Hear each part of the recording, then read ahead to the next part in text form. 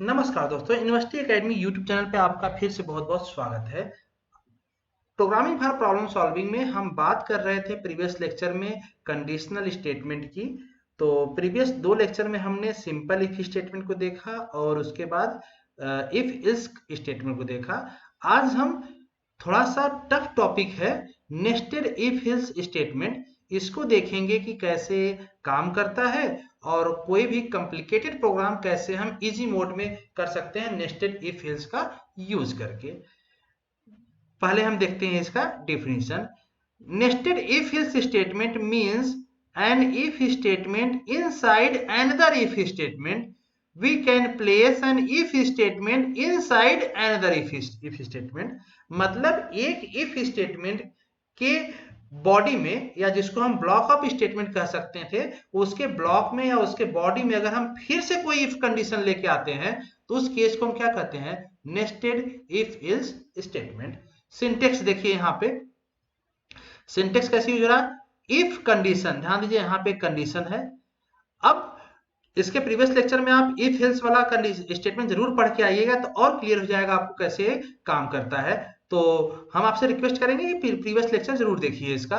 तो if statement है, if else का है, तो देखिए इफ कंडीशन। अब कंडीशन तो दो चीज हो सकते हैं, आइदर कंडीशन ट्रू होगा या फॉल्स होगा। ध्यान दीजिए, ट्रू होगा तो ये जो ओपनिंग और क्लोजिंग यहाँ तक है, ये इस वाले तक, ये कब आएगा, जब यहाँ से यहाँ ये हो जाएगा ट्रू। ट्रू होता होगा तो इसको एग्जीक्यूट करेगा, और इसको एग्जीक्यूट करने के बाद इससे बाहर हो जाएगा यहाँ पे। ठीक है। अगर ये कंडीशन फॉल्स होता है, कंडीशन फॉल्स होगा तो इल्स वाले पार्ट में आएगा। कब का आएगा, फॉल्स के केस में। और यहां से यहां तक जो आपका कर्ली ब्रेस ओपन क्लोज है, इसको एग्जीक्यूट करने करेगा, और एग्जीक्यूट करने के बाद फिर से इसके बाहर आ जाएगा यहाँ पे। मतलब कि अगेन इन दोनों ब्लॉक में से कोई एक यूज करेगा। लेकिन हम बात कर रहे हैं यहाँ पे नेस्टेड, तो नेस्टेड कैसे हुआ। देखिए, जब हम इफ कंडीशन यूज किए यहाँ पे, तो इसके ब्लॉक में यहाँ पे देखिए ओपनिंग और क्लोजिंग है। इस ब्लॉक में हमने फिर से अगेन एक कंडीशन यूज कर लिया। मतलब कंडीशन की बॉडी में फिर से कंडीशन आ गया, दूसरा कंडीशन आ गया। तो इसी के लिए ये इस कंडीशन के आने की वजह से ही इसको हम क्या कहते हैं, नेस्टेड इफ एल्स स्टेटमेंट। अब ये कैसे काम करेंगे, देखिए एक कंडीशन ट्रू था, जब पहला कंडीशन ट्रू था तो इस ब्लॉक पे आया, और इसके अंदर फिर से एक स्टेटमेंट कंडीशन इसको मिल गया। जब ये कंडीशन भी ट्रू होगा तब स्टेटमेंट वन को एग्जीक्यूट करेगा, और जब ये वाला कंडीशन फॉल्स होगा तो स्टेटमेंट टू को एग्जीक्यूट करेगा। ठीक है। तो यहां भी कंडीशन के अंदर कंडीशन दिख रहा है। और इसके बाद अगर एक कंडीशन पहले ही एल्स होता, मतलब कंडीशन फॉल्स हो जाता, इफ वाले पार्ट में आता, और इस पे फिर से देखिए कंडीशन एक दिया हुआ है, मतलब यहाँ भी नेस्टेड हो रहा है, नेस्टिंग हो रहा है। और अगर एक कंडीशन ट्रू होगा तो स्टेटमेंट थ्री को एग्जीक्यूट करेगा, अदरवाइज अगर ये वाला कंडीशन फेल होगा तो स्टेटमेंट फोर को एग्जीक्यूट करेगा। तो एक चीज और आपको यहाँ समझ में आएगा कि यहाँ पे अगर आप देखें तो टोटल नंबर ऑफ कंडीशन कितने हैं। देखिए, एक तो मेन कंडीशन है आपका, जिसको कंडीशन मेन कह रहे हैं हम, जो पहला कंडीशन है। इसके बाद जो कंडीशन टू और कंडीशन थ्री है, इस दोनों की वजह से ही यहाँ पे नेस्टेड का कंसेप्ट आ रहा है, क्योंकि कंडीशन टू जो है कंडीशन वन की बॉडी में है, और कंडीशन थ्री जो है इसके इल्स पार्ट में है, इल्स पार्ट वाली बॉडी में है, इसीलिए नेस्टेड हो रहा है यहाँ पे। अब स्टेटमेंट देखें तो कितने हैं। कंडीशन वन अगर कंडीशन ट्रू करता है तो यहाँ पे स्टेटमेंट वन या स्टेटमेंट टू, इसके बीच में से चॉइस फिर से कौन बना रहा है, कंडीशन टू बना रहा है। तो अगर ध्यान दीजिए कि ए कंडीशन ट्रू हुआ और ए भी कंडीशन ट्रू होगा, तो स्टेट किसको एग्जीक्यूट करेगा, स्टेटमेंट वन को। अगर सपोज करो कंडीशन वन ट्रू है और कंडीशन ट्रू फॉल्स हो जाएगा, कंडीशन ट्रू फॉल्स होगा, तो किसको एग्जीक्यूट करेगा, स्टेटमेंट टू को। ठीक है। अगर कंडीशन वन फॉल्स है, ये पहले ही फॉल्स हो गया, सपोज ये फॉल्स है, और ये वाला कंडीशन ट्रू है, कंडीशन थ्री, तो कौन किसको एग्जीक्यूट करेगा, स्टेटमेंट थ्री को केवल एग्जीक्यूट करेगा, इस वाले पार्ट पे जाएगा ही नहीं। और अगर एक कंडीशन फॉल्स है और यहाँ पे ए भी कंडीशन थ्री भी फॉल्स है, तो स्टेटमेंट फोर को एग्जीक्यूट करेगा, और इस तीनों स्टेटमेंट में से वन टू थ्री में से किसी को भी एग्जीक्यूट नहीं करेगा। इसका फ्लो चार्ट समझिएगा और इजी हो जाएगा आपको। देखिए, पहला कंडीशन ट्रू है, दो पहला कंडीशन लगा यहाँ पे। अब कंडीशन के दो केस हो सकते हैं, आइदर ट्रू या फॉल्स। ट्रू है तो सपोज हम लेफ्ट साइड चल रहे हैं, फॉल्स है तो राइट साइड चल रहे हैं। तो जैसे हमने ट्रू आया, ट्रू के केस में जब हम आए तो वहां पे आपको फिर से क्या मिल गया, फिर से एक कंडीशन मिला। और कंडीशन अगर वो भी कंडीशन ट्रू है तो स्टेटमेंट 1 एग्जीक्यूट कर रहा है। आप साथ साथ देख भी सकते हैं, कंडीशन 1 एग्जीक्यूट कर रहा है। और अगर एक कंडीशन फॉल्स है, कंडीशन 2, तो किसको एग्जीक्यूट करेगा, कंडीशन 2, स्टेटमेंट 2 को एग्जीक्यूट करेगा। ऐसे ही अगर मेन कंडीशन जो पहला था अगर यही फॉल्स हो जाता है तो कंडीशन 3 को चेक करेगा। कंडीशन 3 अगर ट्रू है तो स्टेटमेंट 3 को एग्जीक्यूट करेगा, अदरवाइज स्टेटमेंट 4 को एग्जीक्यूट करेगा।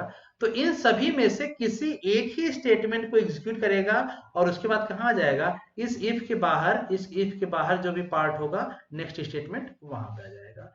इसका एक बहुत ही इंपॉर्टेंट और मोस्ट इंपॉर्टेंट क्वेश्चन है, write a program to find largest of 3 number.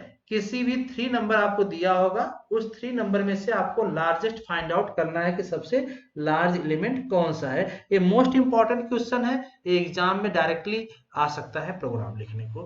तो देखिए इसको कैसे हम नेस्टेड इफ एल्स का यूज करके करते हैं।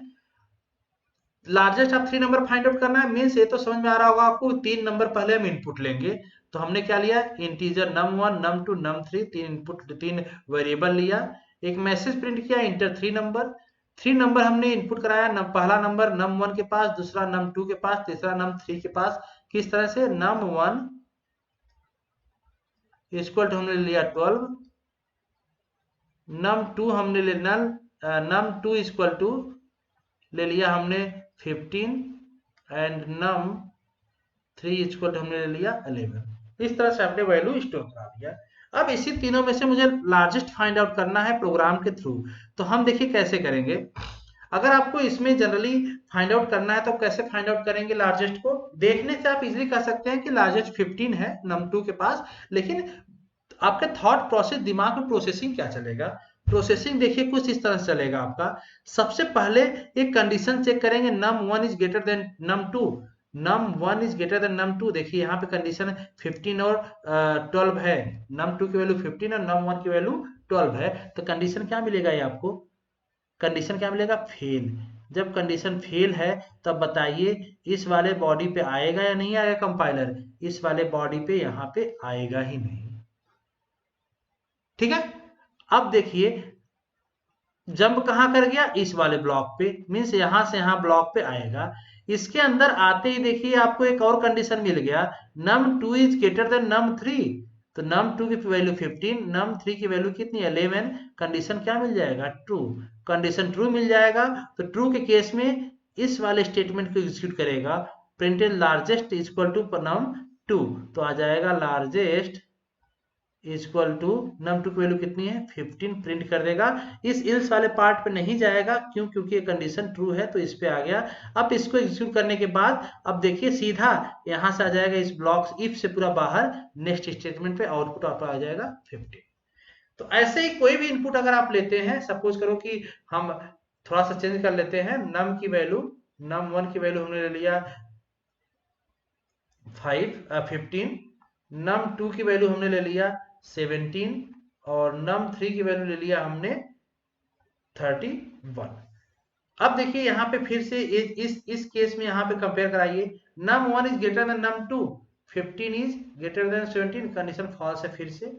फिर किस पे पार्ट पे आएगा, इस वाले पार्ट पे आएगा, num2 इज ग्रेटर देन, ये num2 है, ये num3 है, num2 is greater then num3, condition फिर से फॉल्स हो रहा है। जब कंडीशन फॉल्स हो रहा है यहाँ तो किस पे आएगा, इस वाले पार्ट पे, और प्रिंट किसको करेगा, num3 की वैल्यू 31 को प्रिंट कर देगा। इस तरह से प्रोग्राम आपका बन जाता है लार्जेस्ट ऑफ 3 नंबर का। इस प्रोग्राम को आप नोट डाउन कर सकते हैं और रन करा के देखेंगे तो प्रॉपरली रन करेगा। तो आज के लिए इतना ही करते हैं। नेक्स्ट लेक्चर में हम बात करेंगे इलिफ की, इफ, इल्स, इफ, लेडर के बारे में। तो मिलते हैं नेक्स्ट लेक्चर में।